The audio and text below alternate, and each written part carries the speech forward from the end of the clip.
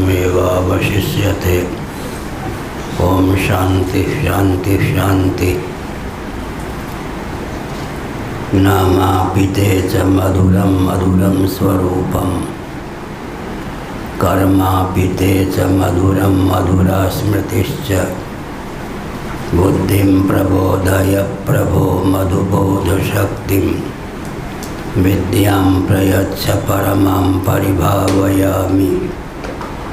कोमलं कूजयन् वेणुं श्यामलोऽयं कुमारकः, वेदवेद्यं परं ब्रह्म भासतां हृदये मम। कूजन्तं राम रामेति मधुरं मधुराक्षरम्, आरुह्य कविता शाखां वन्दे वाल्मीकिकोकिलम्। निगमकल्पतरोर्गलितं फलं शुकमुखादमृतद्रवसंयुतं, पिबत भागवतं रसमालयं। मुहुरहो रसिका भुवि भावुकाः, तृणादपि सुनीचेन तरोरपि सहिष्णुना। अमानिना मानदेन कीर्तनीयः सदा हरिः। नारायणाखिलगुरो भगवन्नमस्ते। शिवाय नमः शिवलिंगाय नमः। तन्मे मनः शिवसंकल्पमस्तु। सर्वे भवन्तु सुखिनः। श्री राम जय राम जय जय राम। श्री राम जय राम जय जय राम। धर्म की अधर्म का प्राणियों में विश्व का गौ माता की गोहत्या भारत सर्वभूत हृदय धर्म सम्राट श्री स्वामी करपात्री जी महाराज की, श्री जगन्नाथ महाप्रभु की, श्री बलभद्र महाप्रभु की, भगवती सुभद्रा देवी की। हर हर महादेव। पृष्ठ 218। अच्छा,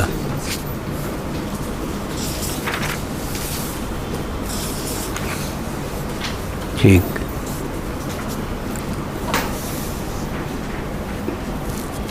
क्या है? भामती भाष्य।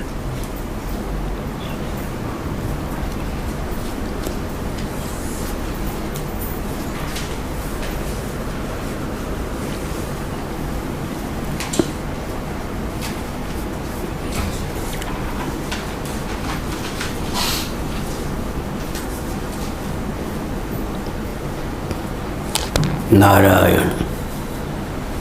तिष्ठतु तावत् पाक्षिक्यात्मोपासन प्राप्तिर्नित्या वा इति। थोड़ी देर के लिए इस विषय पर विचार स्थगित कर दें कि आत्मा की उपासना की जो प्राप्ति है विधि के द्वारा, वो नित्य है अथवा नहीं।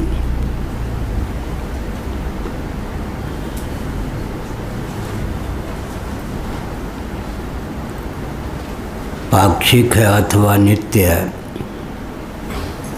आत्मोपासना की प्राप्ति, इस पर चर्चा कुछ देर के लिए बंद करें। यह अभिप्राय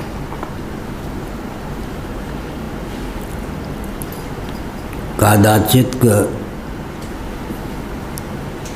पाक्षिक है, नित्य नित्य ही है। जैसे नित्य कर्म होता है, संध्या तर्पण इत्यादि। संध्या तर्पण इत्यादि का नाम है नित्य कर्म।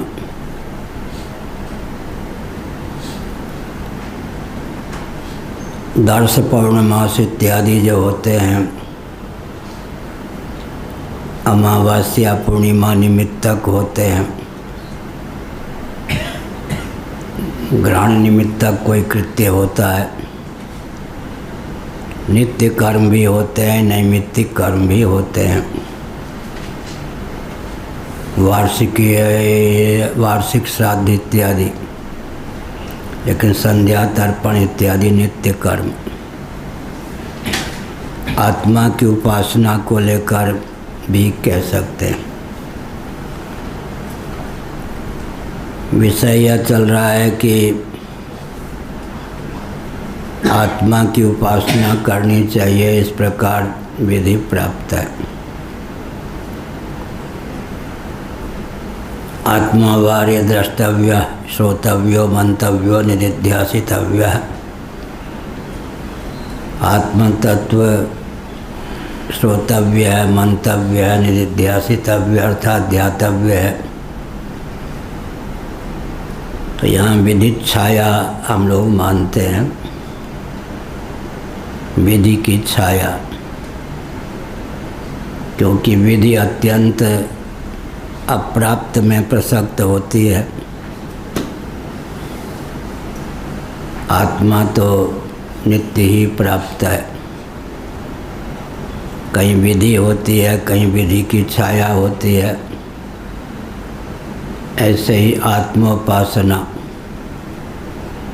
स्वतः सिद्ध है, विधि की अपेक्षा है या नहीं, इस विषय पर विचार चल रहा है। अनात्म वस्तुओं में रति या प्रीति की निवृत्ति हो जाने पर आत्मोपासना स्वतः सिद्ध है,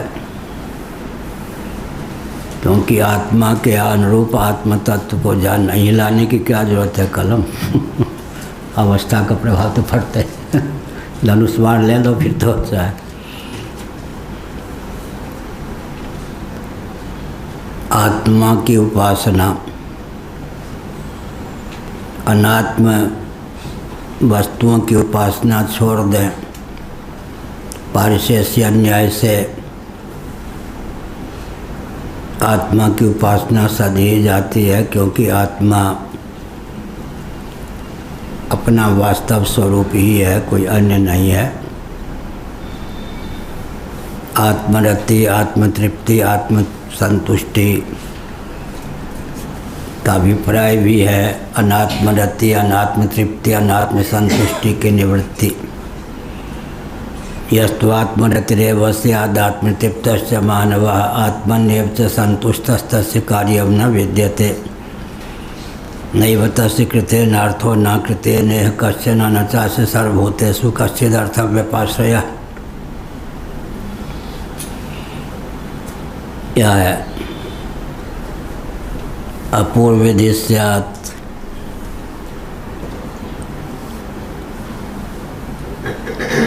आत्मेत्येवोपासित इत्यात्मज्ञान या श्रूयते स। आत्मा है, इस प्रकार की उपासना होनी चाहिए। आत्मज्ञान से संबद्ध जो इस प्रकार का श्रवण प्राप्त है। यहाँ एक पक्ष प्राप्त होता है कि अपूर्व विधि,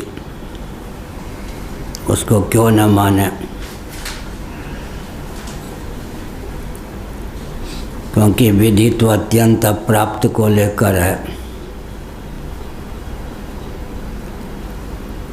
प्रत्यक्षादि प्रमाणों के द्वारा असिद्ध का ख्यापन विधि के द्वारा होता है।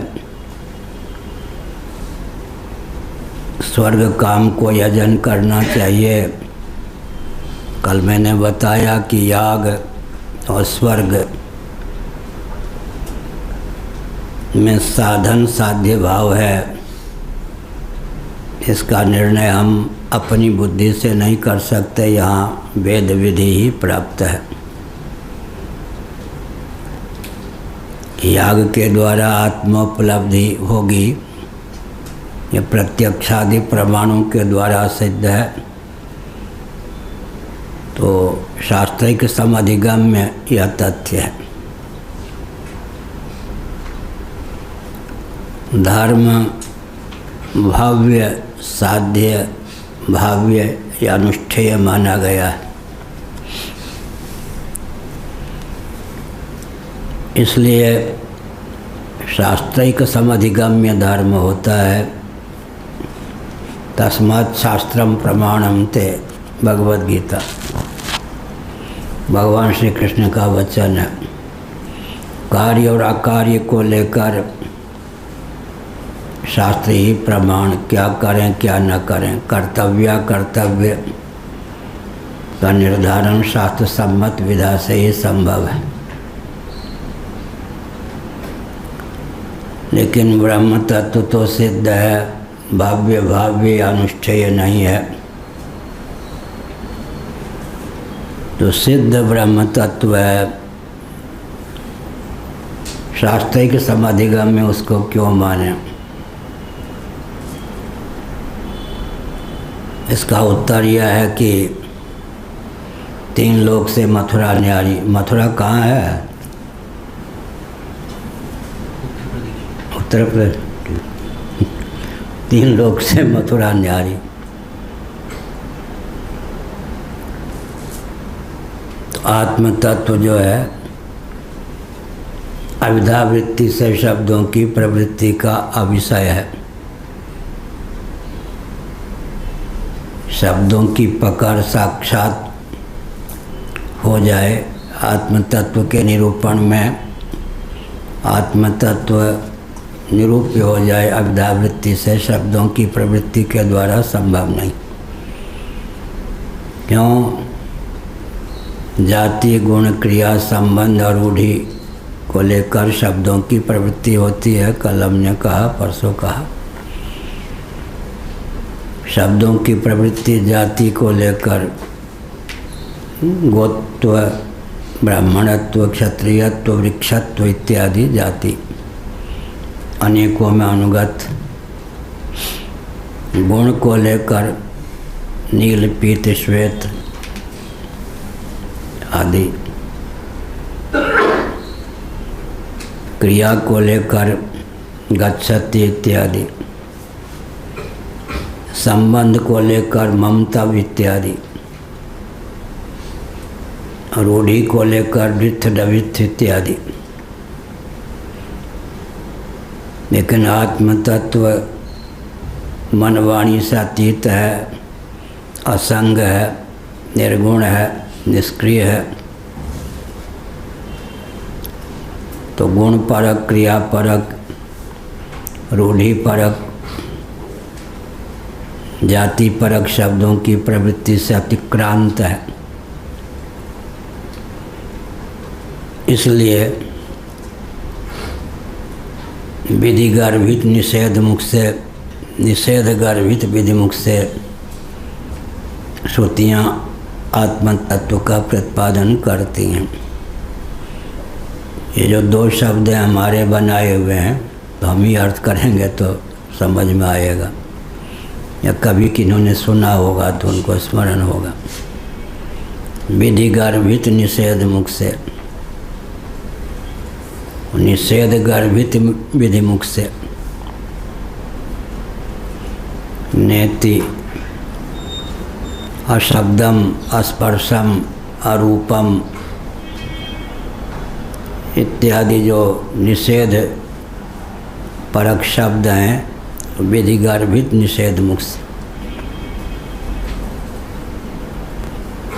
क्योंकि बौद्धागम में तो प्रतिषेध ही पर्याप्त है, क्यों? प्राप्य कुछ है ही नहीं, नैरात्म्यवाद। लेकिन हमारे यहाँ सत्यम ब्रह्म, ज्ञानम ब्रह्म, अनंतम ब्रह्म, आनंदम ब्रह्म, आनंदो ब्रह्म। यहाँ भगवत पाद शंकराचार्य महाभाग ने विचार किया, तैत्तिरीय उपनिषद के भाष्य की बात है। विशेषण जो होता है वो व्यावर्तक होता है।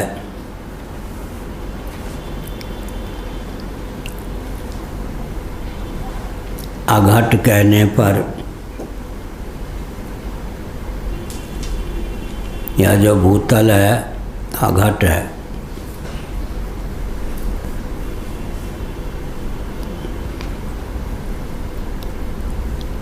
घट विहीनता का व्यावर्तन हो गया। तो यहाँ विशेषण जो है सर्वथा व्यावर्तक ही नहीं है, उपलक्षण विधा से लक्षक भी है। सत्यम ब्रह्म, ज्ञानम ब्रह्म, अनंतम ब्रह्म, आनंदम ब्रह्म। विधि मुख से प्राप्त है सत्यम, ज्ञानम, आनंदम, आनंद। निषेध मुख से क्या प्राप्त है? अनंतम। तो हमने भाष इत्यादि को पढ़कर फिर दो शब्दों को गुम्फित किया, उद्भाषित किया। अशब्दम, नेति नेति आदि जो वचन हैं ये निषेध गर्भित विधि मुख से प्राप्त, विधि गर्भित निषेध मुख से प्राप्त है। सत्यम, ज्ञानम, आनंदम, आनंद आदि जो विधि मुख से प्राप्त हैं, निषेध गर्भित विधि मुख से इनका अर्थ करना चाहिए। तभी भागवत त्याग लक्षणा की तत्वमसि आदि महावाक्यों में प्रसक्ति होती। अजहल लक्षणा, भागवत त्याग लक्षणा, विरुद्धांश का त्याग करके अभिमत अभिष्ट अंश का ग्रहण, यह सब हुआ। तो आत्मा की उपासना, आत्मेत्यवोपासित, आत्मा की उपासना करनी चाहिए।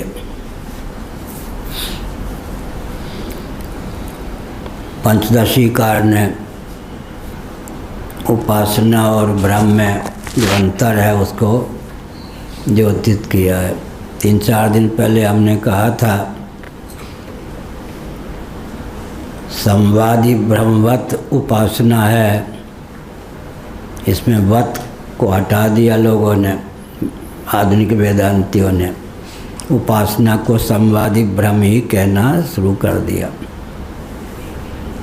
सफल प्रवृत्ति में हेतु जो ब्रह्म होता है उसका नाम है संवादी ब्रह्म।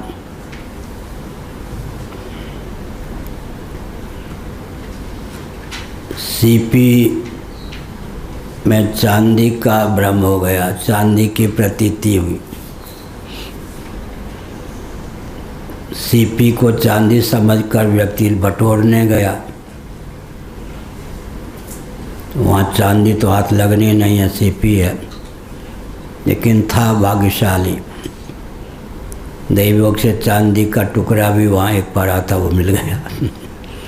संवादी ब्रह्म, भाग्य अगर जोर मारे ना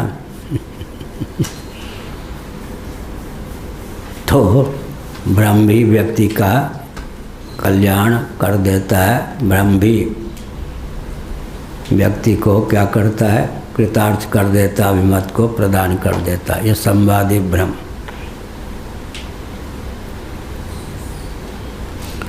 सफल प्रवृत्ति का द्योतक जो ब्रह्म है, तो ब्रह्म में उपासना में क्या भेद है? अन्य में अन्य बुद्धि हठात हो जाए, रज्जु में सर्प बुद्धि, सुक्ति में रजत बुद्धि, इसका नाम भ्रम है। लेकिन भेद बुद्धि पूर्वक अन्य में अन्य बुद्धि स्थापित की जाए तो इसका नाम उपासना है। क्या अंतर हुआ? ऑल ऑफ सडन एकाएक अन्य में अन्य बुद्धि हो गई तो भ्रम है। भेद ज्ञान न होने पर भ्रम होता है, भेद ज्ञान होने पर एक में दूसरे का आरोप कर दिया, इसका नाम उपासना है। उपासना जो है वो भ्रम नहीं है, संवादी ब्रह्मवत है। मातृदेवो भव, पितृदेवो भव, आचार्य देवो भव, अतिथि देवो भव, यह उपासना है। अनुगत कौन शब्द है? देव। मातृदेवो भव, पितृदेवो भव, आचार्य देवो भव, अतिथि देवो भव। लेकिन आलंबन कौन है? प्रतीकोपासना आलंबन के रूप में माता पिता आचार्य अतिथि प्राप्त हैं। तो माता में और देव परमात्मा तत्व में भेद का तो ज्ञान है, फिर एक में दूसरे का आरोप कर देते हैं। माता में देव का आरोप कर दिया तो ये उपासना है, भ्रम नहीं।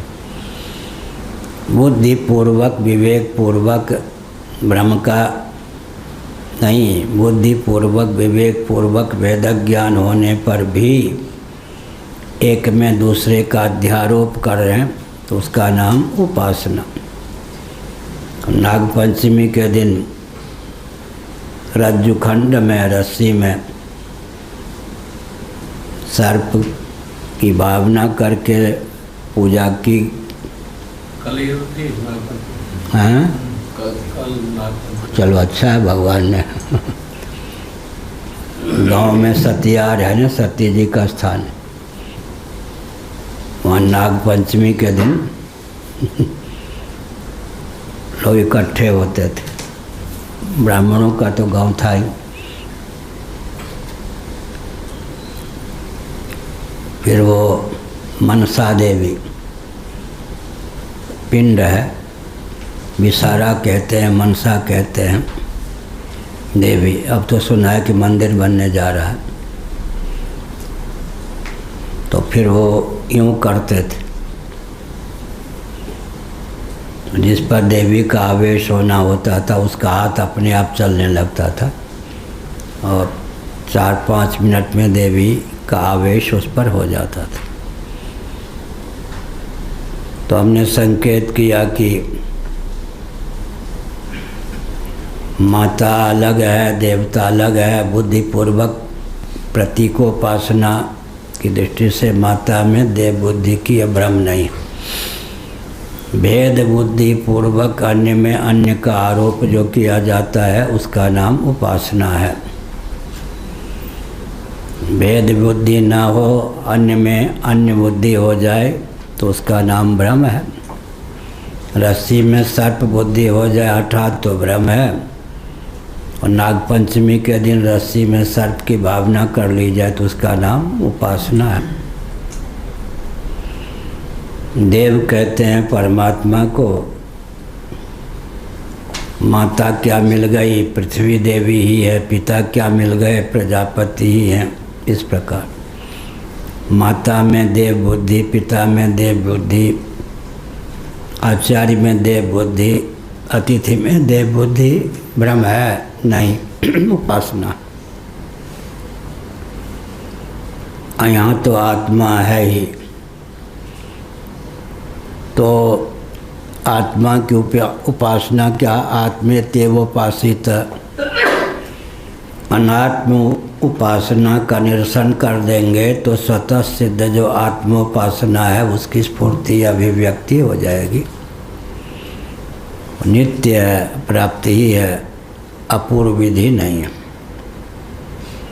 अनात्म वस्तुओं की उपासना, अनात्म वस्तुओं के अनुरूप आत्म तत्व की उपासना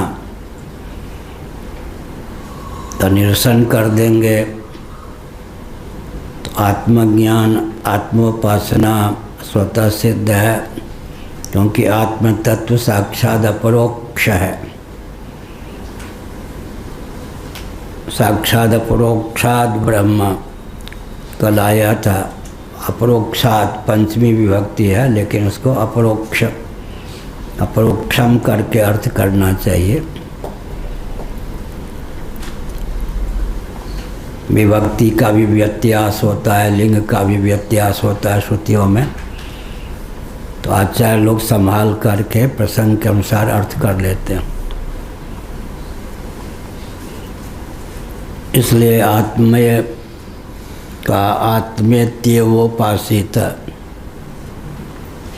आत्मज्ञान को लेकर आत्मा को उपास्य माना गया। उपासना माने उपासन, उप माने सन्निकट, समीप, आसन माने स्थिति, इसी का नाम है उपासना। गुरु की उपासना का अर्थ है मन वाणी कर्म से गुरु का सामीप्य प्राप्त करना। उपासना माने उप माने समीप, विद्यमानता, देहेंद्रीय प्राणांतकरण की भावना की प्रगल्भता से उपास्य के सन्निकट उपास्य हो जाता है, अर्थात अपने जीवन में उपास्य को अवतीर्ण करके उपासना की सिद्धि होती है।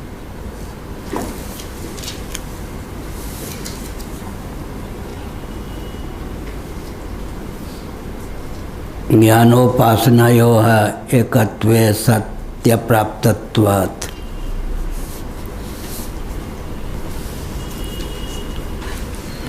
एक नियम है,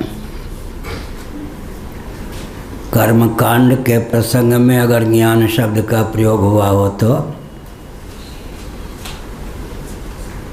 क्रिया पर्यवसायी, कर्म पर्यवसायी ज्ञान समझना चाहिए,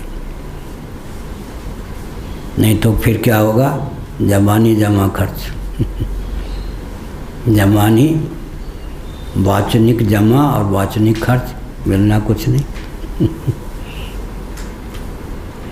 2 दिनों से भूखे थे, कुछ मिला नहीं था। दक्षिण भारत की यात्रा में किसी के घर जाते तो कुत्ता छोड़ देता, डंडा लेके मारने दौड़ता, कोई जलाने दौड़ता। उधर देने की प्रथा ही नहीं। जब हम किसी को कहते कि देखो ऋषिकेश जाओ, हरिद्वार जाओ, भरपेट पूरी सब्जी पाओ, दक्षिणा भी, हाँ फ्री भोजन, उनको तो कांप जाते हो लोग। फ्री भोजन, हमने कहा भोजन ही नहीं दक्षिणा, पाँव भी छूते हैं भोजन कराने वाले। ओ ऐसा कांप जाते, देना जानते नहीं। उधर देने की प्रथा ही नहीं। कुत्ता छोड़ दें, डंडा लेके मारने दौड़े, कभी कभी आग लेके शरीर को जलाने आवे, भिक्षा क्या मिले। प्राणों पे संकट। तो हमने क्या संकेत किया, अतिथि देवो भाव, उधर है ही नहीं। अब भले ही हो गया हो, दक्षिण वाले बुरा न मानो।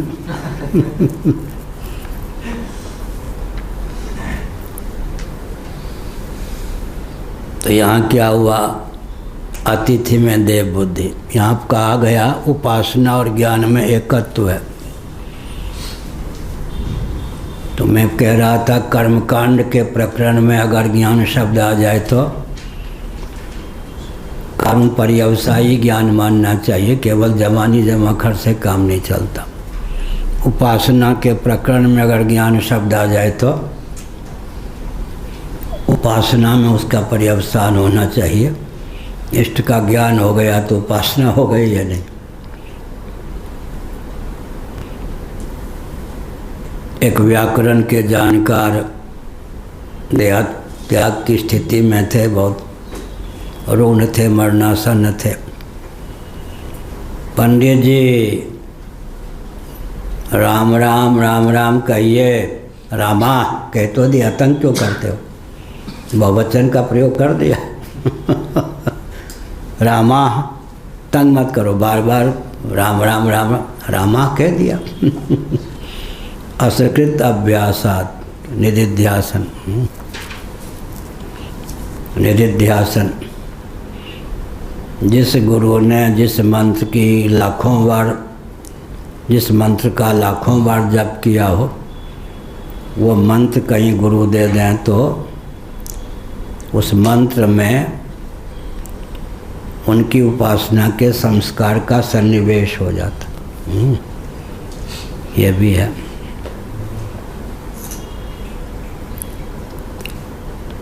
हमने बताया कुछ दिन पहले कि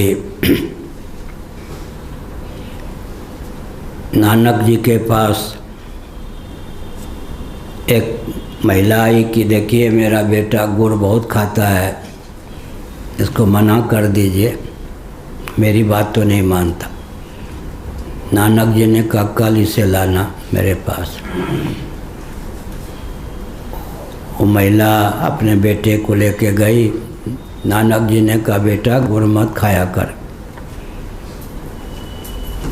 महाराज यह वाक्य तो आप कल भी कह सकते थे, कल तक मैं भी गुड़ खाता था, मेरी बात का प्रभाव नहीं पड़ता। भले ही को तुम्हें न मालूम हो, मेरी वाणी का प्रभाव नहीं पड़ता। इसके बहाने मैंने अधिक गुड़ खाना छोड़ दिया कल से, अब मेरी वाणी का प्रभाव पड़ेगा। ये भी है। इसलिए जिसके जीवन में जो गुण प्रतिष्ठित है, उस गुण से संपन्न होकर वह किसी को आदेश देता है तो आदेश लग जाता है। किसी के जीवन में कोई गुण प्रतिष्ठित नहीं है, फिर वो आदेश देता है, उपदेश देता है, तो किसी किसी को लगता है, अधिकांश को नहीं लगता। वाणी का प्रभाव पड़ता है ना। वाणी परिमार्जित हो, उपासना से भावित हो, तो उसका प्रभाव पड़ता है।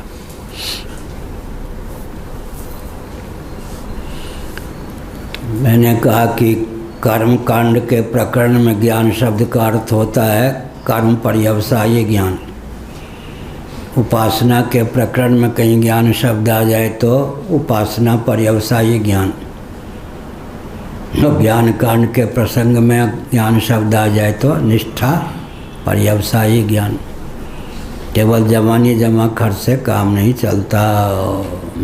निष्ठा पर्यवसायी ज्ञान जो होता है उसी से कल्याण होता है।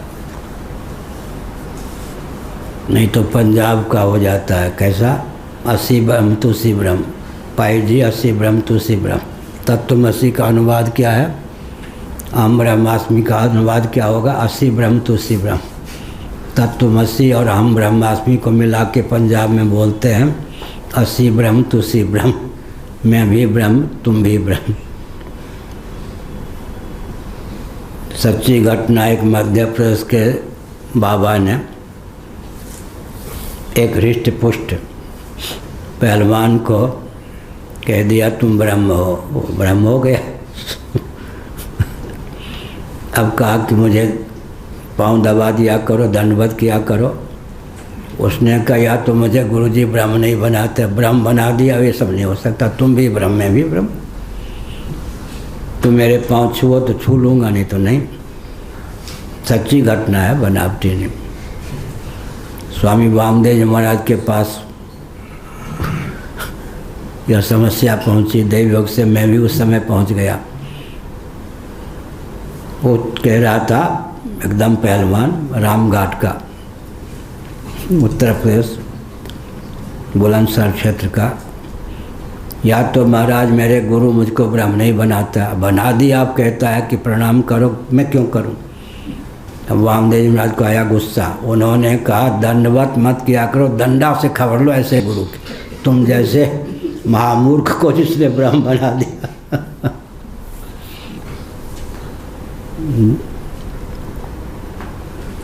ब्रह्म ज्ञान उपजो नहीं, कर्म दियो छिटकाए, तुलसी ऐसी आत्मा साजन नरक में जाए। तुलसीदास जी के नाम पर है, कोई और तुलसी रहे होंगे दास। तुलसीदास जी के ग्रंथों में यह वचन नहीं। ब्रह्म ज्ञान उपजो नहीं, कर्म दियो छिटकाए, ऐ तुलसी ऐसी आत्मा साज नरक में जाए। कहीं के भी नहीं रहते। इसीलिए का निष्ठा पर्यवसायी ज्ञान होना चाहिए। ज्ञानोपासनयो एकत्वे सत्य प्राप्तत्वात्। अप्राप्त होने पर न स वेदेति विज्ञानम प्रस्तुत्य आत्मेत्येवोपासित।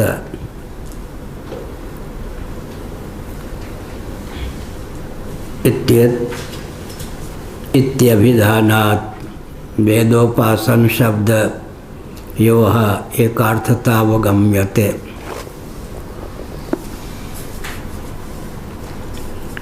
इस प्रकार जो आत्मा को केवल दृष्टा श्रोता मनता एक एक करण से तादात्म्यपन्न मात्र समझता है, समग्र आत्म तत्व को नहीं जानता है। मैं दृष्टा हूँ, मैं ज्ञाता हूँ, मैं श्रोता हूँ। औपाधिक धरातल पर दृष्टि में तादात्म्यापत्ति से दृष्टा, श्रुति में तादात्म्यापत्ति से श्रोता, मति में तादात्म्यापत्ति से मनता, गति में तादात्म्यापत्ति से गंता, इस प्रकार संज्ञा हो जाती है। एक एक करण में तादात्म्यापत्ति से एक एक संज्ञा होती जाती है। लेकिन निरुपाधिक धरातल पर जो आत्म तत्व है, सर्वाधिष्ठान है, तो आत्मा के अनुरूप ही आत्मा को जानेंगे तो समग्र बोध माना जाएगा। आत्मा के अनुरूप ही आत्मा को जाने, नहीं तो एक एक करण में तादात्म्यापत्ति या शरीर में तादात्म्यापत्ति हो गई तो पुरुष हूँ, स्त्री हूँ, गौर हूँ, श्याम हूँ, ब्राह्मण हूँ आदि हूँ।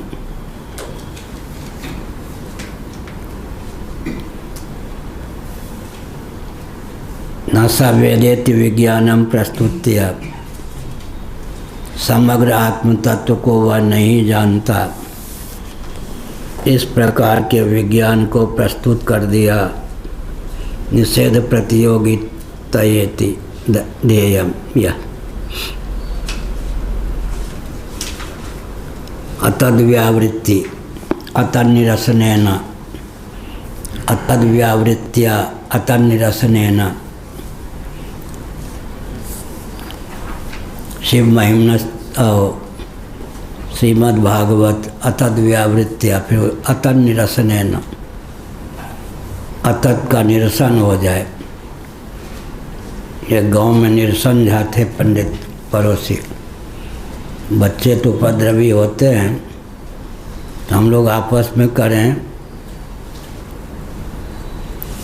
अमुक नाम, श्वेतांबर, पीतांबर, नीलांबर, देवदत्त, इन सब का तो अर्थ समझ जाते। किस बेवकूफ़ ने इसका नाम रखा होगा पंडित का? ब्राह्मण का निरसन। निरसन क्या अर्थ होता? बाद में जब वेदांत का पाला पड़ा तो समझा हो किसी विद्वान ने रखा होगा अतः निरसन। हम लोग कहें कि 50 नाम लिया गांव का के व्यक्तियों का, इन सब का अर्थ समझ में आता है। निरसन निरसन निरसन क्या नाम?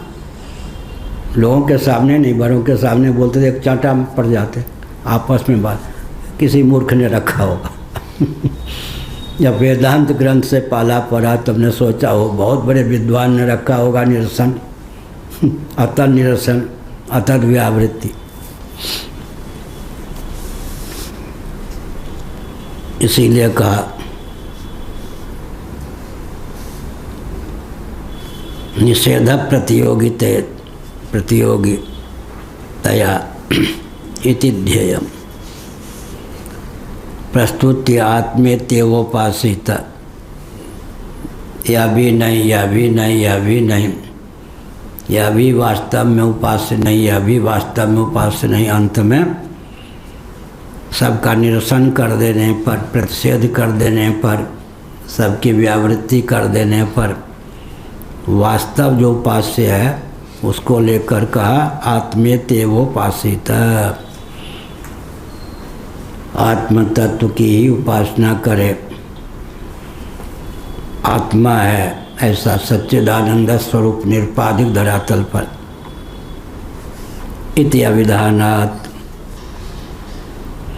वेदोपासन शब्दयोः एकार्थतावगम्यते।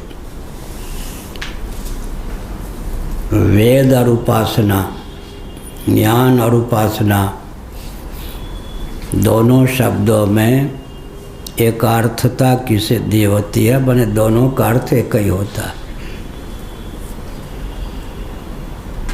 वेद केवल जमानी जमा खर्च नहीं, वेद का अर्थ सचमुच में उपासना ही है।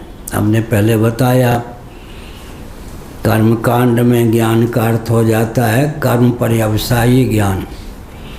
उपासना कांड में ज्ञान का अर्थ होता है उपासना पर्यवसायी ज्ञान, और ज्ञान कांड में ज्ञान शब्द का अर्थ होता है निष्ठा पर्यवसायी ज्ञान। नहीं तो असी ब्रह्म तुसी ब्रह्म।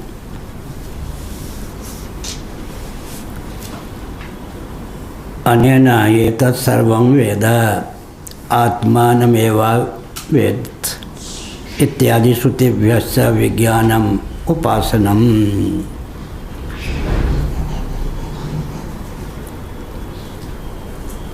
अनेन एतत् सर्वं वेद, इससे इन सब को जान लेता है। आत्मानम एव अवेद, आत्मा को ही जाना। इन श्रुतियों का अनुशीलन करने पर विज्ञान का अर्थ केवल जमानी जमा खर्च नहीं, उपासना ही सिद्ध है। तस्य च अप्राप्तत्वाद् विद्यार्थत्वम् अर्हत्वम्।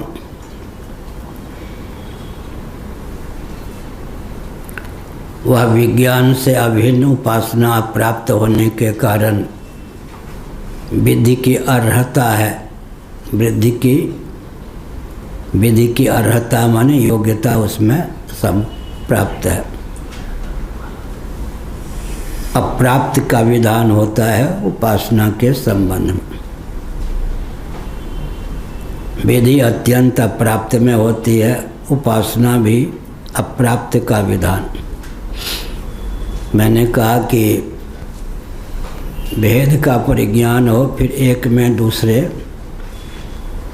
का आरोप होता है, किसी का नाम उपासना है। शास्त्र सम्मत होने के कारण, भेद बुद्धि पूर्वक होने के कारण उपासना को भ्रम नहीं मानना चाहिए, यह अभिप्राय।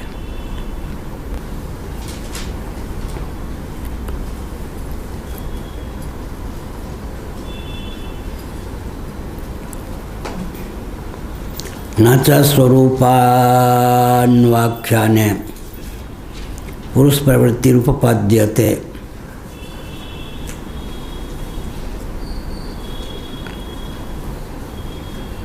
न च, इस संबंध में यह तथ्य भी समझ लेना चाहिए कि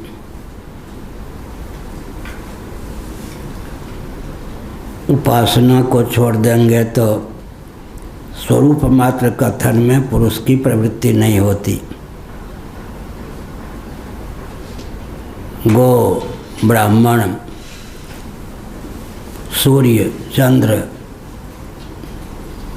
ये सब स्वरूप का कथन कह दिया। इतने से तो काम नहीं चलेगा। सूर्य की उपासना करनी चाहिए, चंद्र की उपासना करनी चाहिए, माता की उपासना हो, पिता की उपासना हो, आचार्य की उपासना हो, अतिथि की उपासना हो। इस प्रकार स्वरूप मात्र कथन से पुरुष की प्रवृत्ति नहीं होती। विधि घटित अगर स्वरूप का चित्रण है तब पुरुष की प्रवृत्ति उधर होती है।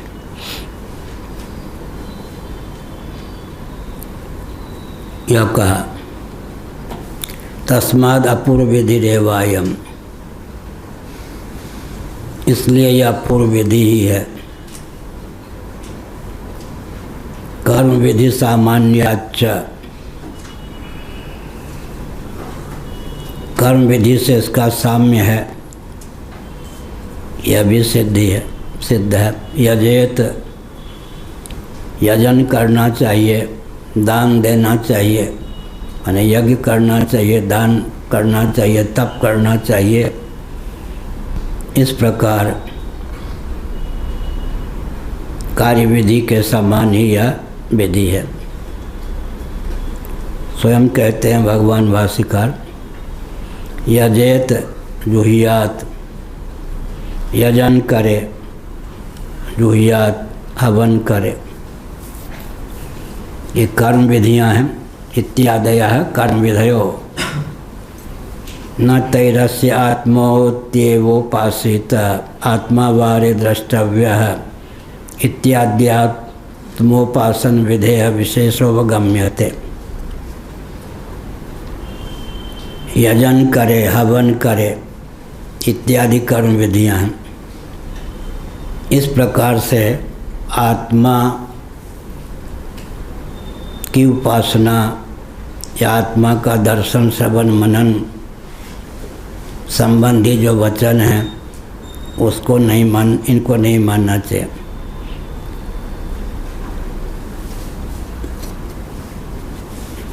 यह क्योंकि अत्यंत अप्राप्त नहीं है, आत्म तत्व तो है ही। आत्मा वार्य द्रष्टव्य। याज्ञवल्क्य जी ने अपनी पत्नी से कहा आत्मा ही दर्शन करने योग्य, हरि हो ऐसा, वही श्रवण करने योग्य, वही मनन करने योग्य है। अब हमने कहा कि आत्मा तो नित्य प्राप्त है, अनात्म वस्तुओं के अनुरूप आत्म मान्यता ही भ्रम है। इसीलिए इसको हमने बताया भाष्य के आधार पर विधि छाया, विधि की छाया, विधि ही नहीं विधि छाया, विधि सदृश विधि इव, विधि के समान समझना चाहिए, विधि छाया।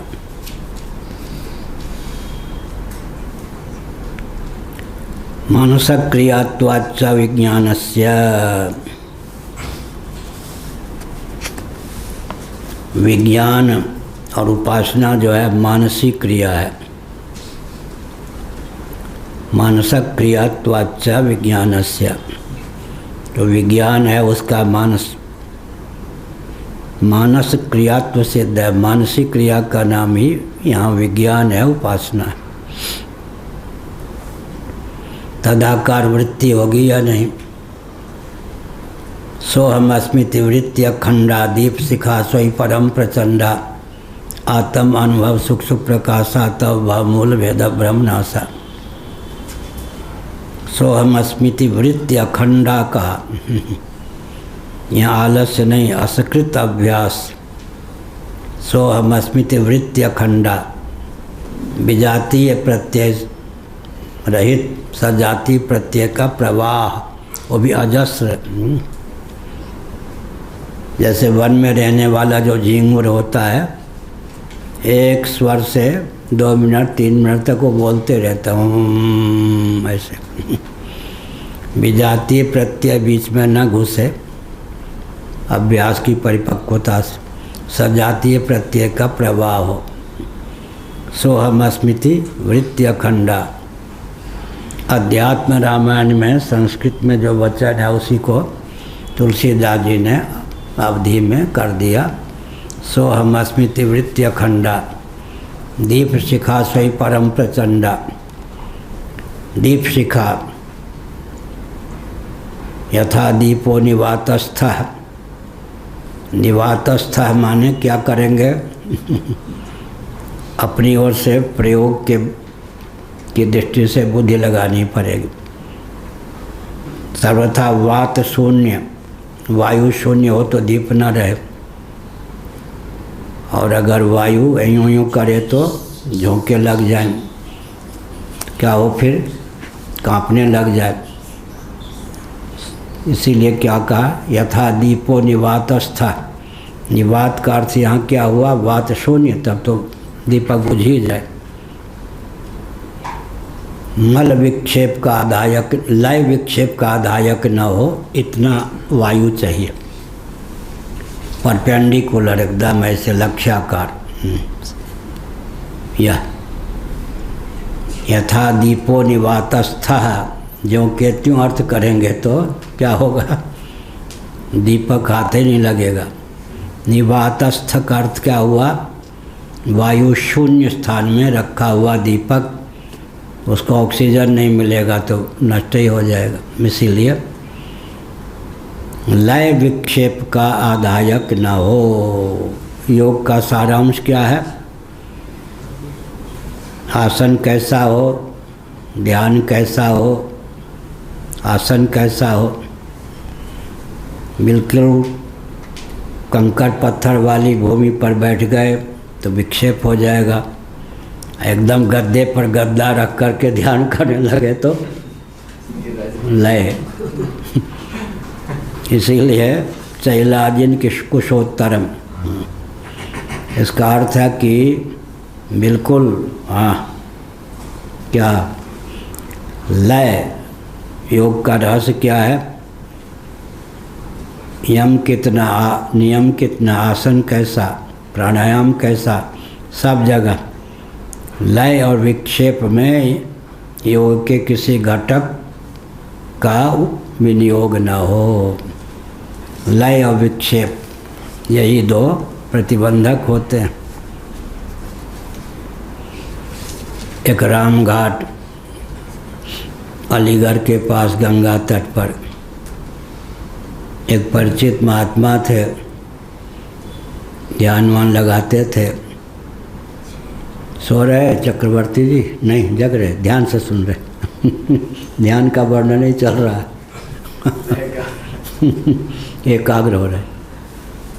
तो उन्होंने अपनी सिद्धि दिखाने के लिए क्या किया, छत होते हैं ना, उसमें जो चारों ओर दीवार इतने ही ऊंचे होते, उस पर बैठ के ध्यान किया। धड़ाम से नींद आ गई तो गिरे। अब पोल पट्टी खुल गई कि बढ़िया समाधि लगी, उपहास के पात्रा और बन गए। सच्ची घटना। ये दिखाने के लिए कि मेरा ध्यान इतना परिपक्व है कि इस पर भी बैठ के, बंदर तो बैठ जाएगा, वो बैठ तो गए, फिर ध्यान में नींद आ गई। नींद आ गई तो बस हो गया। फिर खूब चोट भी लगी, उपहास के पात्र भी बने।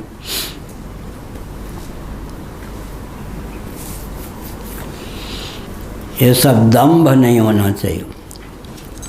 मौन व्रत इत्यादि का वर्णन किया है भागवत में। अजितेंद्रिय जो होते हैं उनके लिए वार्ता व्यवसाय का रूप धारण कर ले। मौनी बाबा, ठरेश्वरी बाबा, कोई भी साधन जो हो वो वार्ता माने क्या, व्यवसाय में जाकर पर्यवसान न हो जाए।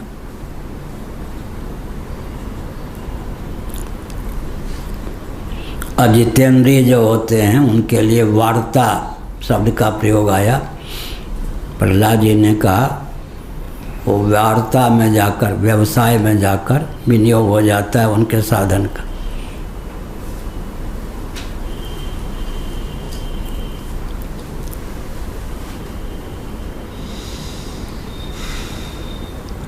यजेत जुह्यात इत्यादय कर्म विधयो न तैरस्य आत्मत्येवोपासित आत्मावार्य द्रष्टव्य इत्याद्यात्मोपासन विधेय विशेषो वगम्यते।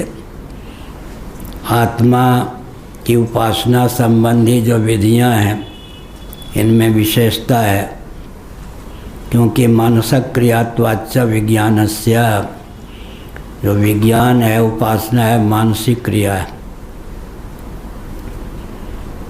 यथा यस्यै देवतायै अविर्गृहीतं स्यात् तां मनसा ध्यायेत् वसत् करिष्यन्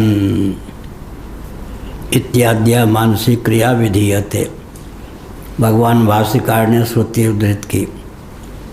यस्यै देवतायै, देवता शब्द स्त्रीलिंग होने के कारण संस्कृत में जिस देवता के लिए हवि, इंद्राय स्वाहा इदम इंद्राय नमः, हवि का ग्रहण करते हैं, उस देवता का मन से ध्यान करना चाहिए। यह अभिप्राय है।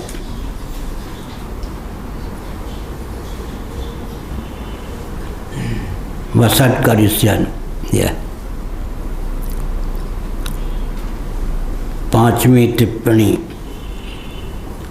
ऋग्वेद कर्मकारी ऋत्विक स ही वसट चरति।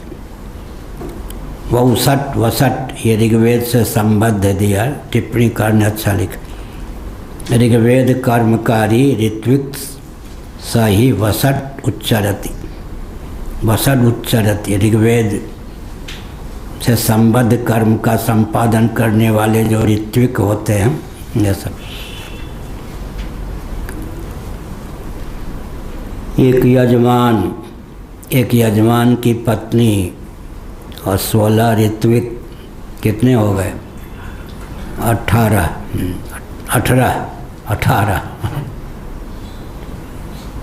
18 संख्या यज्ञ में। 16 ऋत्विज, एक यजमान की पत्नी।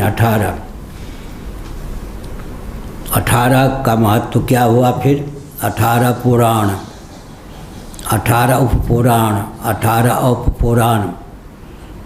श्री राम और रावण का द्वंद्व युद्ध 18 दिनों तक, महाभारत युद्ध 18 दिनों तक, 18 अक्षौणी सेना। लो जी 18 कितना महत्व है।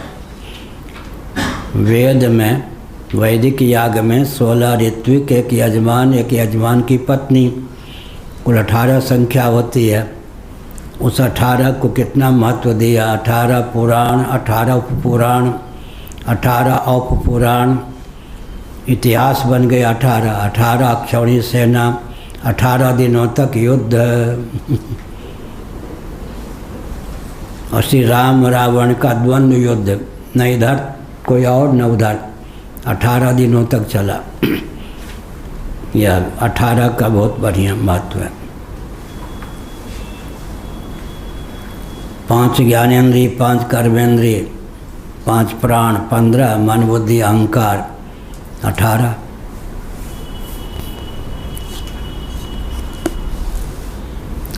का बहुत महत्व है। 18वीं संख्या कौन है?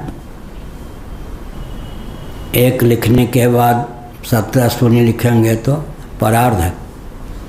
1 लिखने के बाद 17 शून्य लिखेंगे तो गणित में भी 18 का बहुत महत्व हो गया। 18 बहुत प्रसिद्ध हो गए।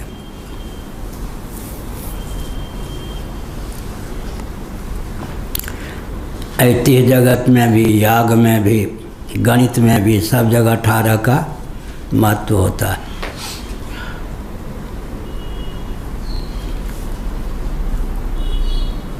यस्यै देवतायै अविर्गृहीतं स्यात्तां मनसा ध्यायेत् वसत्करिष्यन् इत्याद्य मानसिक क्रिया विधीयते। मानसिक क्रिया का नाम ही उपासना है। तथा आत्मेत्यवोपासित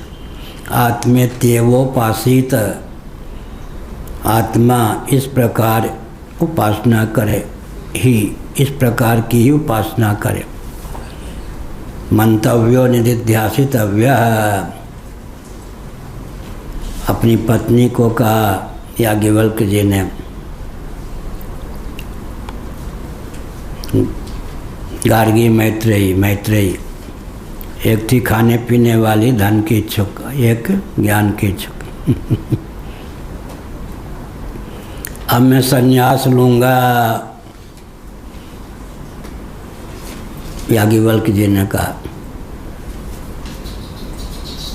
2 मेरी पत्नियां हो, दोनों तुम सौतों में झगड़ा न हो जाए। मैं संपत्ति बांट के जाना चाहता हूँ ताकि तुम, तुम्हारे बेटे पोते सब खाते पीते रहें, मेरे नाम पे कष्ट न हो। मैत्रेयी ने कहा पर्याप्त धन होने पर भी, अनुकूल पत्नी होने पर भी, अनुकूल बेटे बेटी होने पर भी, सबको छोड़ करके आप वन में जा रहे कष्ट पाने, तप करने। किस निधि के बल पर?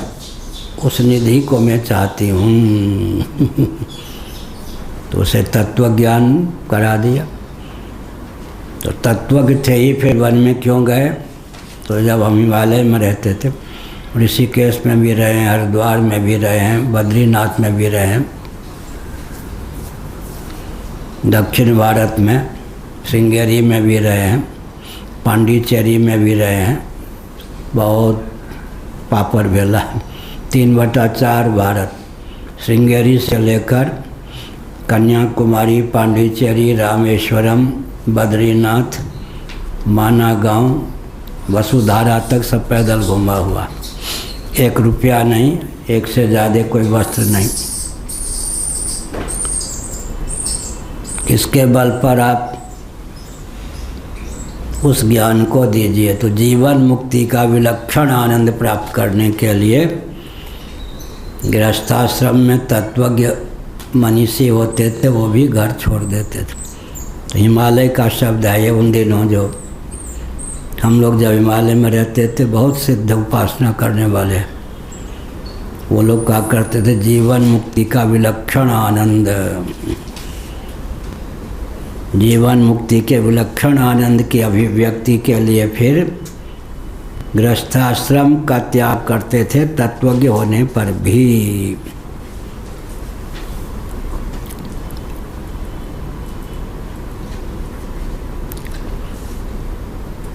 मंतव्यो निदिध्यासितव्य, आत्मा का ही श्रवण करना चाहिए, मनन करना, निदिध्यासन करना चाहिए। निदिध्यासन माने असकृत अभ्यास, बार बार अभ्यास, वहाँ प्रमाद नहीं। इसलिए हमने कहा राम रामा इसमें आलस्य क्यों, राम राम राम राम राम राम बार बार कहें।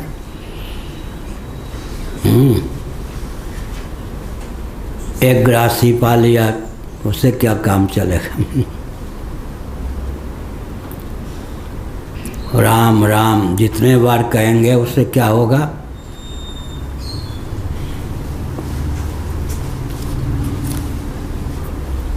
तम्बाकू खाने वाले क्या करते मालूम है?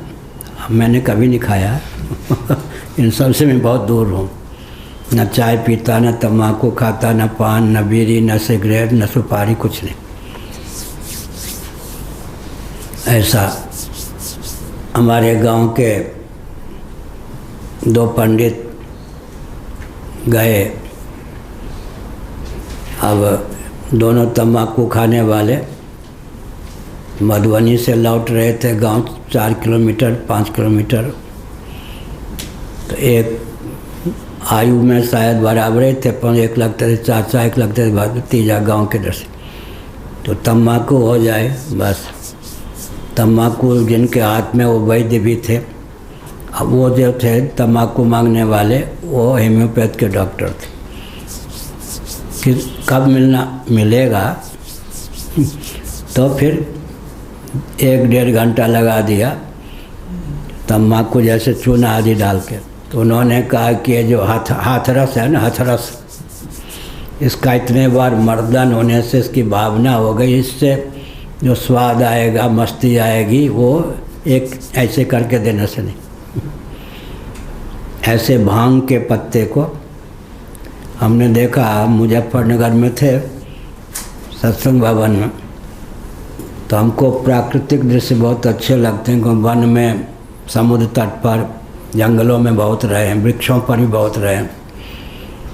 उत्तराखंड आदि में शेर आ जाते थे, रात में किसी वृक्ष पे चढ़ के ही कोटर आदि उसमें रह जाते थे। दक्षिण में भी सब पैदल घुमा हुआ। तो भंगेरी लोग क्या करते, भांग ले लेते, गाजा उसको बनाएं कैसे, इतने बार भावना, जितने बार मलेंगे उसमें से क्या होगा, उसकी दिव्यता प्रकट होगी। हेम्योपैथ की दवा होती है ना, थोड़े से क्यों काम चल जाती, भावना, उसमें पावर, इतने पावर, 30 पावर से लेकर 1000 पावर, ये सब तक। इसी प्रकार से कहते हैं 2 बूंद दवा कैसे लाभ करेगी। एक थे ब्रह्मचारी, एमएससी थे गणित से, सच्ची घटना, सुखताल में रहते थे। कोई रोग हुआ, हेम्योपैथ के डॉक्टर ने इतनी गोली दे दी, इतनी। उन्होंने सोचा कि वाह, इतनी गोली से क्या काम, हथेली और गोली लेके पा ली। अब दिखे नहीं, हमसे परे भी थे कई महीने। वो चेले उले उनके बहुत हो गए, तो अब क्यों दिखेंगे। 50 विरक्त हमसे परे होंगे वृंदावन आदि में, कोई नहीं दिखते। बहुत से पर लोग चले गए, जीवित हैं, वो भी नहीं दिखते। कहीं ये न कहने कि तुम मेरे विद्यार्थी रहे हो, मेरा ये स्वभाव है नहीं है। मैं क्यों कहूँ कि मुझसे ये पढ़े हैं, मुझे क्या ज़रूरत है। तो हमने क्या संकेत किया, हमने यह संकेत किया भावना, ऐसे भांग को यूँ यूँ करते करते करते उसमें भावना से क्या होता है, दवा में भी कितनी भावना दी जाए, आयुर्वेद की दवा में भावना दी जाती थी, उससे क्या है शक्ति बढ़ती जाती है, दिव्यता बढ़ती जाती है। ऐसे ही यहाँ पर अस्कृत अभ्यास, मंतव्यो निधिध्यासितव्य, बार बार मनन करे, निधिध्यासन करे निष्ठा के लिए।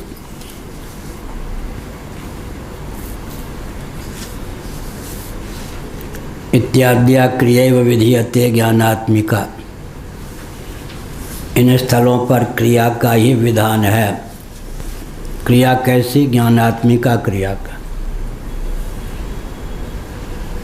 आत्मा का विधान नहीं है, आत्मा तो नित्य सिद्ध है।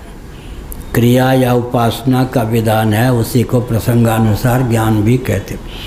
ज्ञानात्मिका क्रिया ही यहाँ पर विधान का विषय है। तथा वोचाम वेदोपासन शब्दयोः एकार्थत्वम् इति। इस प्रकार से पहले ही हम बता चुके हैं कि वेद और उपासना, वेद माने ज्ञान, शब्द दोनों एकार्थक हैं। पहले ही मैंने कई बार कहा, कर्मकांड के प्रसंग में वेद ज्ञान का अर्थ होता है कर्म पर्यवसायी ज्ञान। उपासना के प्रसंग में वेद ज्ञान का अर्थ होता है उपासना पर्यवसायी ज्ञान, और ज्ञान कांड में वेद का अर्थ होता है निष्ठा पर्यवसायी ज्ञान।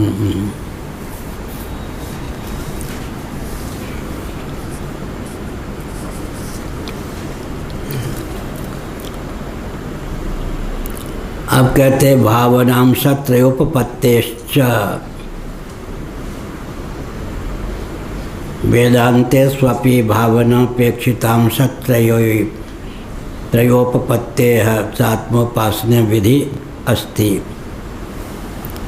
वेदांत में उपासना की गति नहीं, यह भी भ्रांति है। वेदांते स्वपि, वेदांत माने क्या होता है? वेदों का अंत माने नाश नहीं, शिरोभाग। सिद्धांत में भी अंत शब्द है या नहीं? कृतांत, सांख्य कृतांते, गीता कृतांत में भी अंत है। एक विद्यानंद विदेते आर्य समाधि,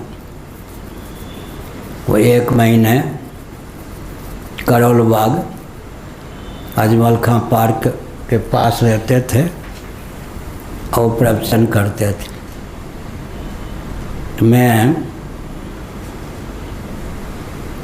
किसी का खास श्रोता नहीं था, लेकिन तिबिया कॉलेज में रहता था। बस इतने चौड़े रोड पार किया कि अजमल खां पार्क में पहुंच जाता। खड़े रहकर उसका 5 मिनट प्रवचन सुना, उनका 10-15, कहीं ज़्यादा मन लग गया 20 मिनट। शाम को मेरा काम था। वो सुबह ही बोलते थे, 1 महीना के लिए आते थे। उस समय दिल्ली का दशहरे 1 किलोमीटर की सीमा में परिधि में अजमल खां पार्क, कहीं कोई सुरा सुंदरी का नाम नहीं। 5-7 जगह कथा वार्ता, कोई वाल्मीकि रामायण, कोई भागवत, कोई कुछ। अश्लीलता का, सुरा सुंदरी का कहीं प्रवेश ही नहीं। इतना बढ़िया कई कथावाचक निकल गए दिल्ली के पार्कों से। हमने भी खूब सुना महात्माओं का। तो विद्यानंद विदे क्या बोल रहे थे? ये वेदांत, वेदों का अंत ही कर दिया इन लोगों ने, नाश ही कर दिया। आज समाजी थे तो यही कहते, यहाँ अंत अंत वेदांत माने वेदों का शिरोभाग। यजुर्वेद का जो अंतिम अध्याय है 40वां, उसी का नाम है ईशावास्योपनिषद। यजुर्वेद का जो 40वां अध्याय है उसी का नाम है ईशावास्योपनिषद। 39 अध्यायों का नाम ईशावास उपनिषद क्यों नहीं? ईशावास्योपनिषद माने ईशावास्यम, ईशावास्यमिदग्वम सर्वम। ईशावास्यम शब्द से प्रारंभ होता है, इसलिए ईशावास्योपनिषद शब्द के नाम पर। तो शंकराचार्य महाभाग ने लिखा, इन मंत्रों का नाम उपनिषद क्यों? इससे पहले जो 39 अध्यायों में मंत्र थे उनका नाम उपनिषद क्यों नहीं? तो कहा, दो उत्तर दिया शंकराचार्य जी ने। इस भाष्य पर हमारे पूज्य गुरुदेव लोटपोट बहुत बढ़िया, शंकराचार्य ही ऐसा लिख सकते हैं।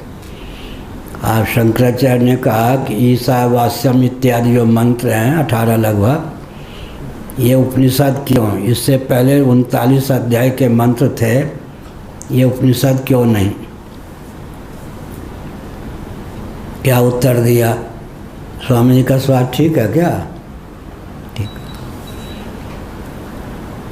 इन मंत्रों का कर्मों में विनियोग नहीं है, इसलिए ये उपनिषद हैं। क्या? कर्मों में विनियोग न होने के कारण ये मंत्र जो हैं उपनिषद हैं। फिर प्रश्न उठा, पूर्व पक्ष उठाया शंकराचार्य जी ने, कुछ वेदों के ऐसे स्थल हैं जहाँ विनियोजक वचन नहीं है। विनियोजक वचन माने विनियोग कराने वाला वचन,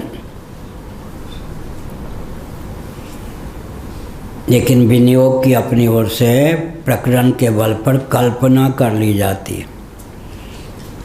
तो ईशावास्यम इत्यादि मंत्र विनियोजक वचन के अभाव में कर्मों में विनियुक्त भले ही ना हो, विनियोजक वचन की कल्पना करने में क्या आपत्ति है? तो क्या उत्तर दिया? जिस स्तर के आत्म तत्व का वर्णन ईशावास्यम इत्यादि मंत्रों के माध्यम से हुआ है, उस स्तर का आत्म तत्व कर्ता भोक्ता हो ही नहीं सकता। अर्थ सौष्ठव के आधार पर भी इनको उपनिषद कहना चाहिए। यह कुछ ऐसे वचन हैं, नासदी सूक्तम, अगर मंत्र को देखें तो उपनिषद के सारे लक्षण उसमें हैं, ब्रह्म तत्व का वर्णन ही है, लेकिन विनियोजक वचन के आधार पर वो कर्मों में विनियुक्त हैं उनका नाम उपनिषद नहीं। विनियोग का बहुत बढ़िया, 24 घर की बेटी दूबे घर में ब्याह दी गई, अब उसका विनियोग क्या हो गया दूबे में तिवारी घर की बेटी मिश्र घर में चली गई विवाहिता होके, तो विनियोग कहाँ हो गया? यमुना जी का विनियोग हो गया कहाँ? गंगा में। गंगा का विनियोग हो गया अक्षार सिंधु में। विनियोग का प्रथम, किस व्यक्ति का विनियोग कहाँ हो जाए कह नहीं सकते तो विनियोग को लेकर भी विनियोजक वचन, विनियोग किस व्यक्ति का विनियोग कहाँ हो जाए, विनियोग पर ध्यान देना चाहिए। हमारे जीवन का, हमारे त्याग का, हमारे तप का विनियोग कहीं जहाँ नहीं होना चाहिए वहाँ तो नहीं हो रहा।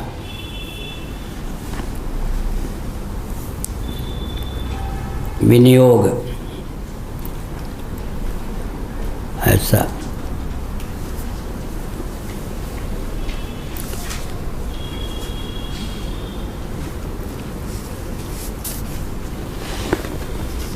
कौन सा पृष्ठ चल रहा था? 220 भावना अंशत्रयोपपत्ति है ये ना, पत्तेश्च यह।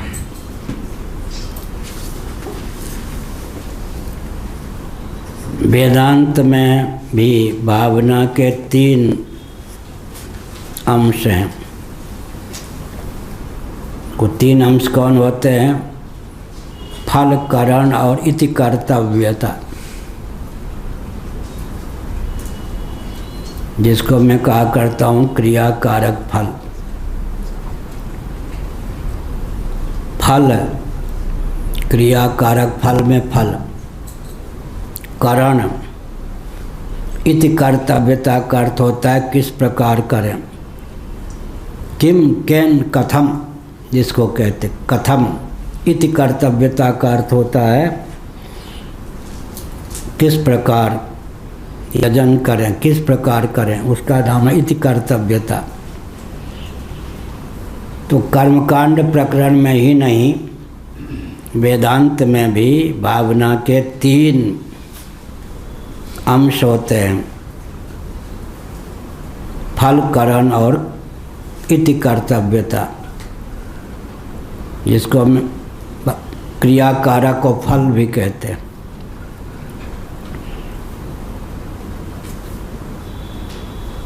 इति कर्तव्यता का अर्थ होता है किस प्रकार यजन करे, इति कर्तव्यता।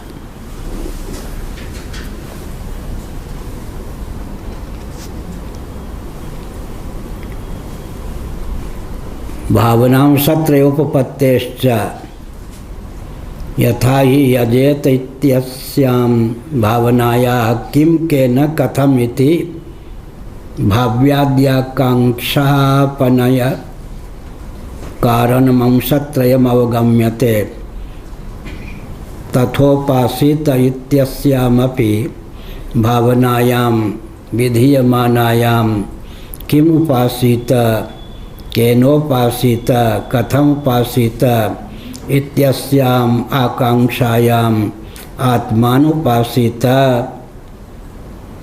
मनसा त्याग ब्रह्मचर्य समदमोपरत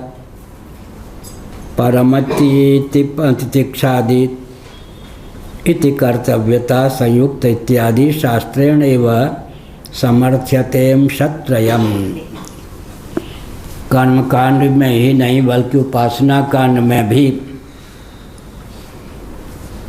फल, करण और इति कर्तव्यता किस प्रकार इन तीनों का सन्निवेश होता है, इसलिए यह विधि वाक्य है। आत्मा विधेय नहीं है, लेकिन श्रवण मनन निधिध्यासन आदि विधेय हैं। अब कोई कहे कि यजन करे, यजेत, इसमें किस लिए करे, किसके द्वारा करे, इति कर्तव्यता किस प्रकार करे इत्यादि शादी संबंधी आकांक्षाएं तो प्राप्त होंगी ही। इसलिए भावना के 3 अंश यहाँ भी मान्य हैं। उपासना करे यहाँ भी, किसकी उपासना करे, किस फल की प्राप्ति के लिए करे, किसके द्वारा करे, किस प्रकार करे, इस प्रकार की जिज्ञासा होती है, यह कहा। तो फिर कहा, क्या कहा, आत्मानं उपासिता मनसा त्याग ब्रह्मचर्य समदमोपरतिम तितिक्षादि कर्तव्यता संयुक्त इत्यादि शास्त्रेणेव समर्थ्यतेम सत्रयम्।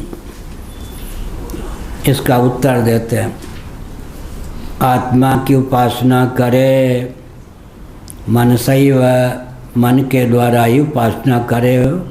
किसके द्वारा उपासना करेंगे, आत्मा की उपासना आत्मा के द्वारा करेंगे।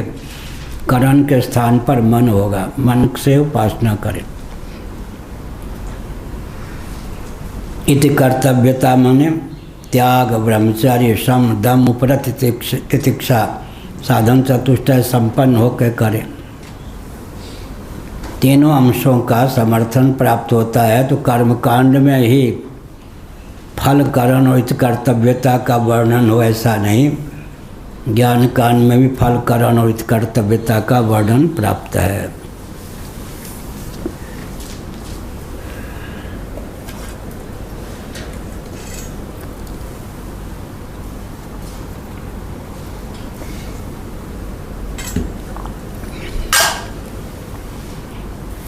फल का वर्णन नहीं होगा तो प्रवृत्ति नहीं होगी।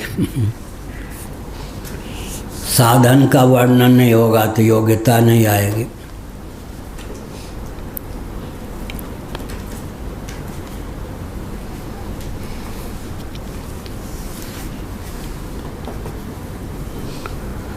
यथा च कृष्णस्य दर्श पूर्णमासादि प्रकरणस्य दर्श पूर्णमासादि विध्युद्देशत्वेन उपयोगः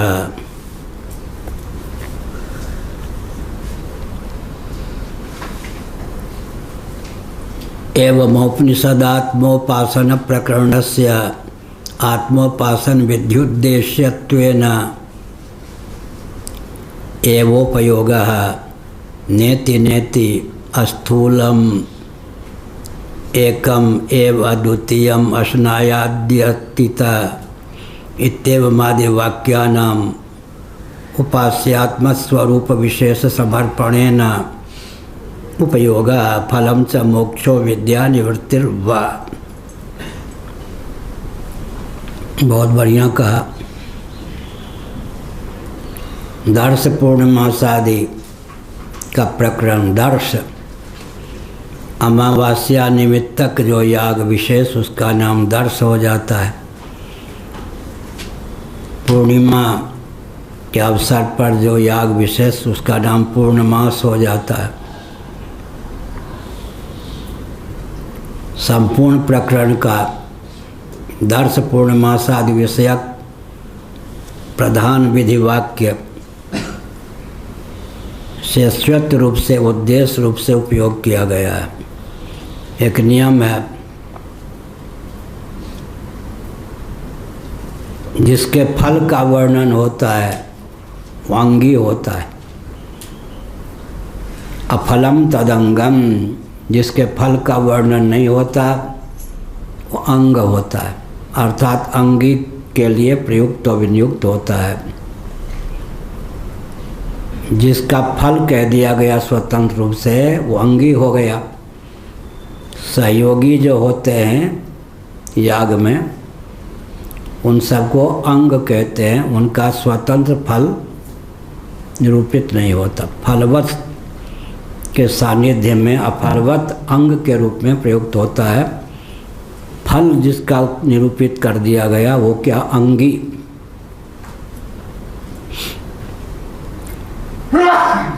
हाँ, बड़ी अंगी हो गया।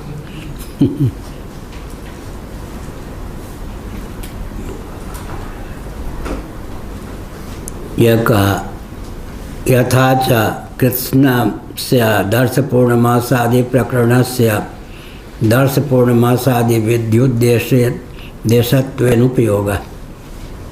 विधि के उद्देश्य से इनका उपयोग होता है। दर्श पूर्णमास अमावस्या निमित्तक, पूर्णमास पूर्णिमा निमित्तक याग का नाम।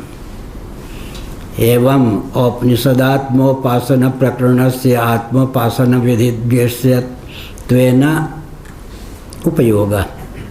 जैसे कर्मकांड की बात कही गई वैसे ही औपनिषद प्रस्थान में भी उपासना का प्रकरण होता है।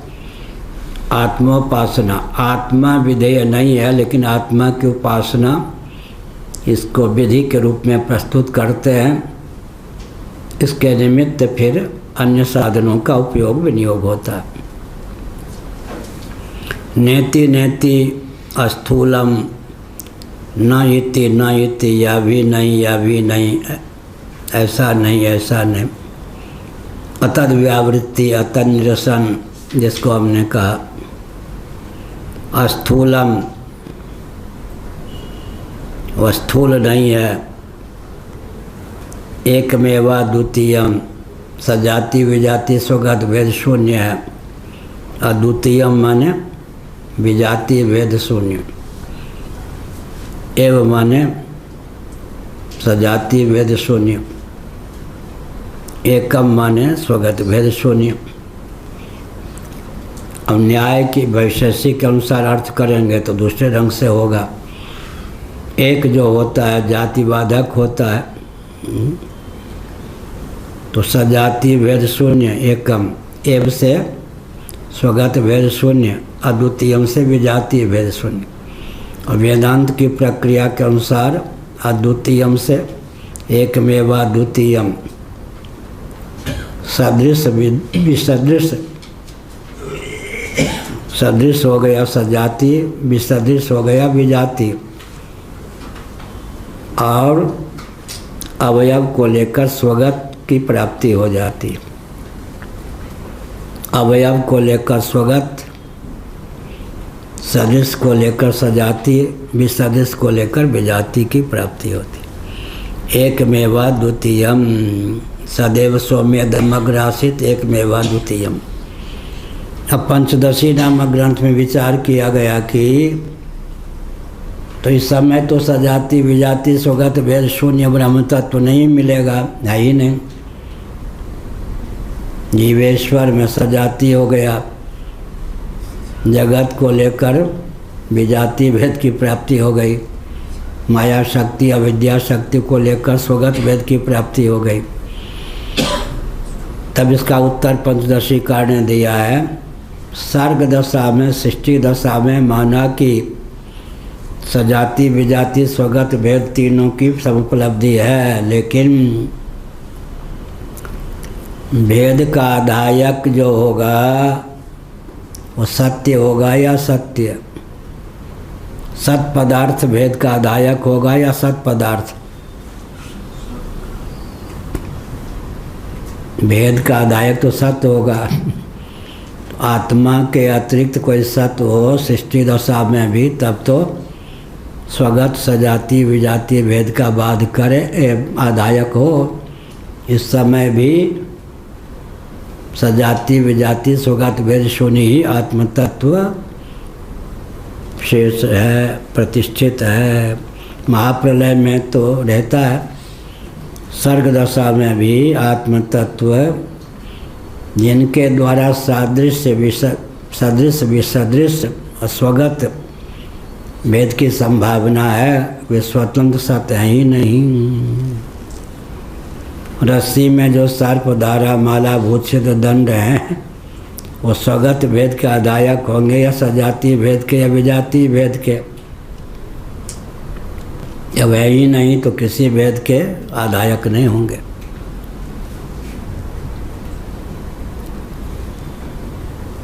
यह हुआ।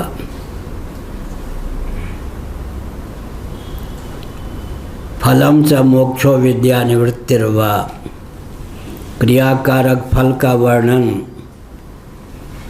इति कर्तव्यता आदि का वर्णन वेदांतों में भी परिलक्षित है। तो फिर क्या हुआ? कारक इत्यादि का तो वर्णन समझ में आ गया। फल क्या है?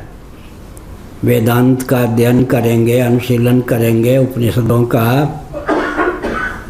फल क्या होगा? उपनिषद उप माने समीपता से, नि माने संपूर्णता से, सत माने उच्छेदक हिंसा के अर्थ में, अविद्या काम कर्म तीनों का उच्छेदक उपनिषद। फलम च मोक्षो विद्या निवृत्तिर्वा, फल क्या है? मोक्ष। वह कह दिया भाष्यकार भगवान ने, अथवा अविद्या निवृत्ति। अविद्या निवृत्ति ही तो मोक्ष है। मुक्त तो आत्मा है, नित्य शुद्ध बुद्ध मुक्त कहते हैं ना।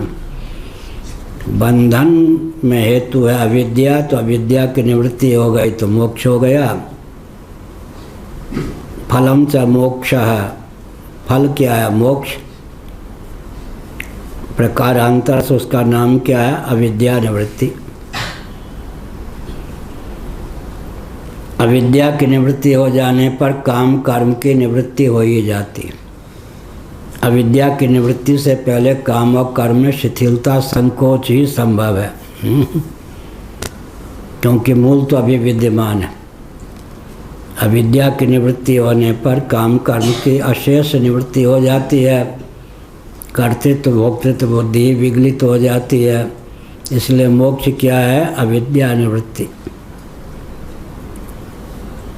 अथवा फल क्या है? मोक्ष या विद्या निवृत्ति। अपरे वर्णयन्ति उपासनेनात्म विषयं विशिष्टं विज्ञानानन्तरं भावयेत् तेनात्मा ज्ञायते अविद्यानिवर्तकं स तदेवं नात्म विषयं वेदवाक्यजनितं विज्ञानमिति। अभी आएंगे।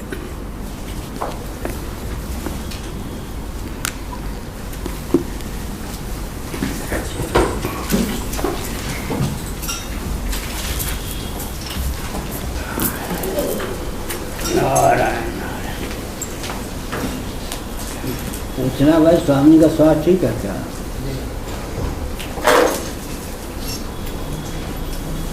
अरे राम देखो यहाँ गैस बनता है कि डंडा काटा।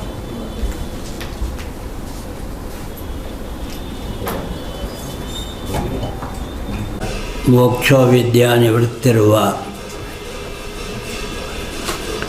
क्रियाकारक फल में फल क्या है? वेदांत प्रस्थान में मोक्ष, अथवा यूँ कहें कि अविद्या निवृत्ति।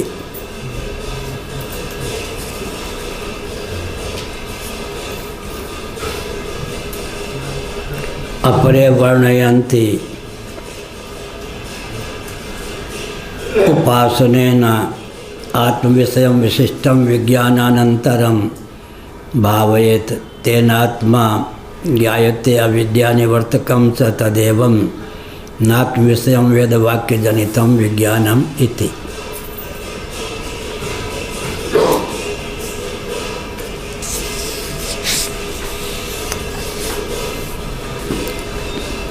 अन्य जो महानुभाव हैं, शाब्द ज्ञान विधिवादी जिनको हम कह सकते हैं, उनका इस संदर्भ में कथन है कि उपासना के द्वारा आत्मविषयक शब्द ज्ञान से विलक्षण विजातीय विज्ञान की भावना करनी चाहिए। उससे क्या होता है? आत्मज्ञान होता है, उसी से अविद्या निवृत्ति होती है। आत्मविषयक वेदवाक्य जन्य विज्ञान उसकी निवृत्ति में हेतु नहीं है। एतस्मिन् अर्थे वचनान्यपि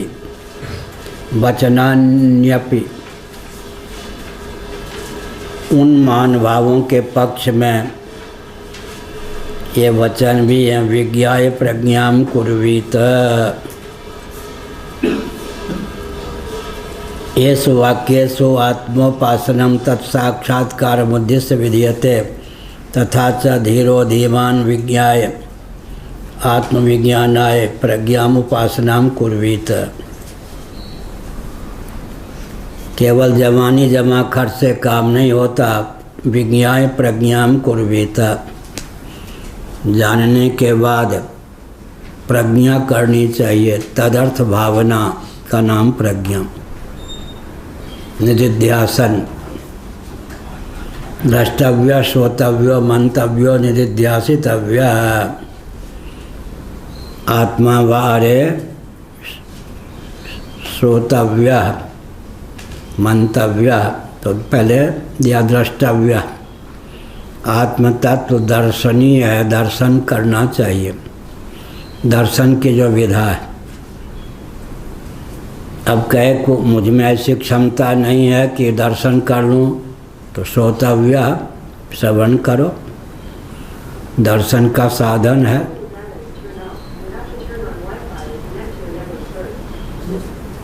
क्या हो गया? अब कहीं जवाहरलाल बोल रहे क्या?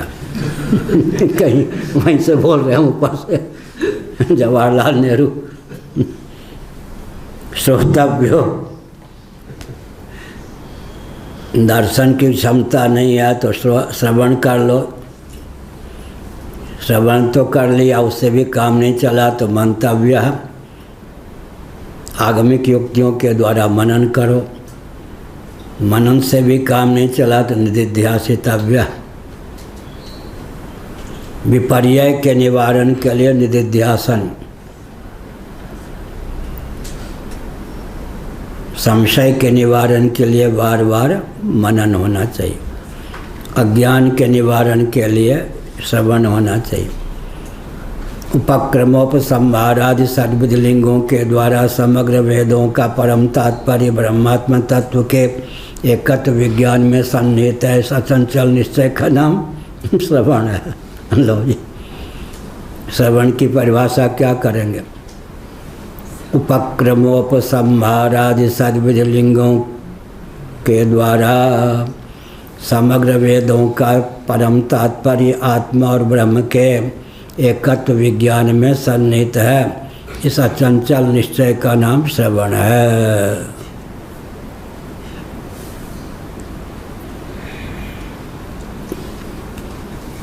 श्रुति प्रधान श्रवण होता है, आगमिक युक्तियों के द्वारा मनन होता है। श्रुत और मत के अनुकूल प्रज्ञा निष्ठा की प्राप्ति के लिए निधिध्यासन, असकृत बार बार अभ्यास। स्वोन्वेष्टव्यः सविजिज्ञासितव्यः ततः पदम तत्परिमार्गितव्यम यस्मिन् गता न निवर्तन्ते भूयः। गीता का 15वां अध्याय। यहाँ वह अन्वेष्टव्य, अनुसंधान करने योग्य, ढूंढना चाहिए इसी जीवन में, शरीर में, इंद्रिय प्राणांतकरण में किस रूप से कहाँ है। सविजिज्ञासितव्य, वही विजिज्ञासितव्य है, माने जानने योग्य है, इत्यादि श्रुतियों से।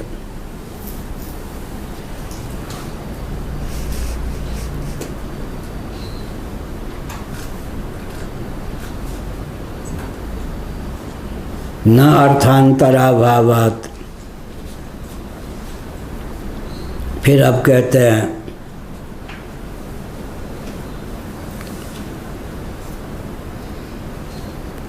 अर्थांतर संभव ही नहीं। न च आत्मा आत्मेत्येव व उपासित इति अपूर्व विधि। यह अपूर्व विधि भी नहीं है, यजेत आदि के समान, क्योंकि आत्म तत्व स्वतः सिद्ध है, पूर्व ही विद्यमान है। तस्मात् भला क्यों ऐसा कहा? आत्मस्वरूप कथनान नात्म प्रतिषेध वाक्य जनित विज्ञान व्यतिरेकेण अर्थांतरस्य कर्तव्यस्य मानस्य बाह्यस्य वा अभावात्।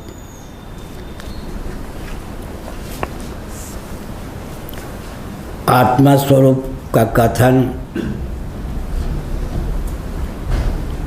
किया और अनात्मा स्वरूप का प्रतिषेध किया, दोनों प्रकार के वचन हैं।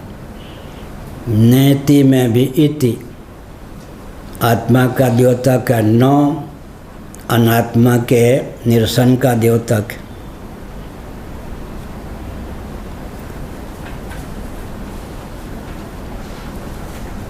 मानसिक या बाह्य कर्तव्य संबंधी कोई अन्य अर्थ नहीं हो सकता। अनुसंधान करेंगे, मानसिक क्रिया का नाम उपासना है। इस प्रकार कहा।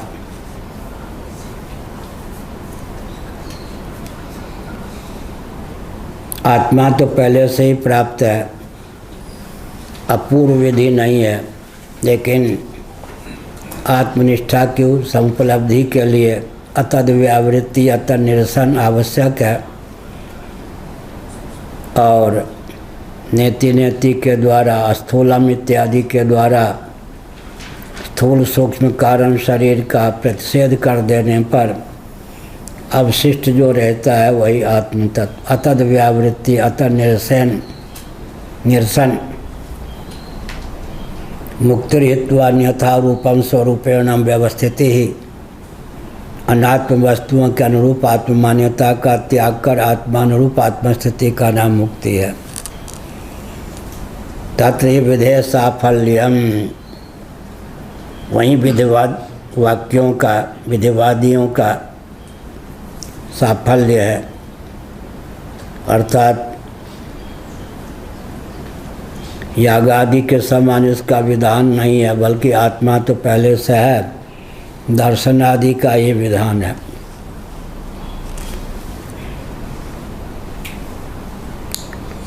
तत्र यत्र विधिवाक्य श्रवण मात्र जनित विज्ञान व्यतिरेकेण पुरुष प्रवृत्तिर्गम्यते।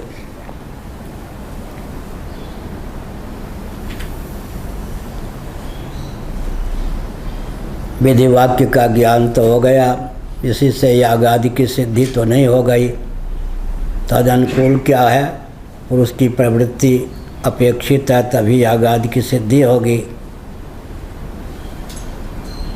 लेकिन जो सिद्धार्थ तत्व है, आत्म तत्व, उसका तो अधिगम श्रवण से ही हो सकता है, क्योंकि वहाँ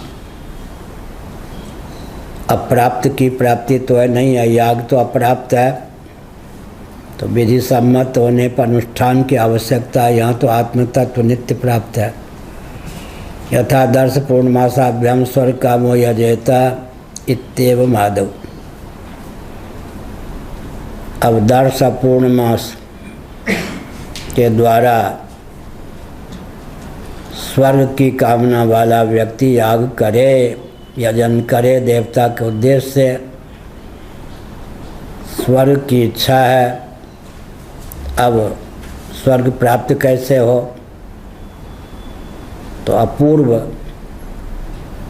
प्रत्यक्षादि प्रमाणों के द्वारा अनधिगत अमावस्या से संबंध दर्श संबद्ध, पूर्णिमा से संबंध पूर्ण, दर्श पौर्णमास याग विशेष का अनुष्ठान करने पर अधिकृत व्यक्ति को कालांतर में देह त्याग के बाद स्वर्ग की प्राप्ति होती है।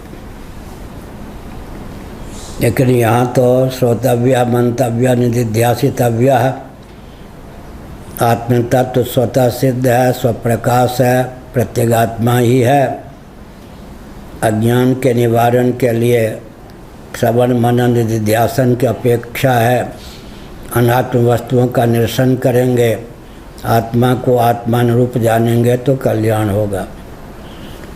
ओम पूर्णमदः पूर्णमिदं पूर्णात् पूर्णमुदच्यते पूर्णस्य पूर्णमादाय पूर्णमेवावशिष्यते।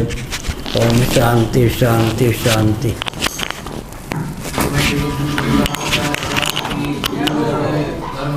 जय हो, नाश हो प्राणियों में।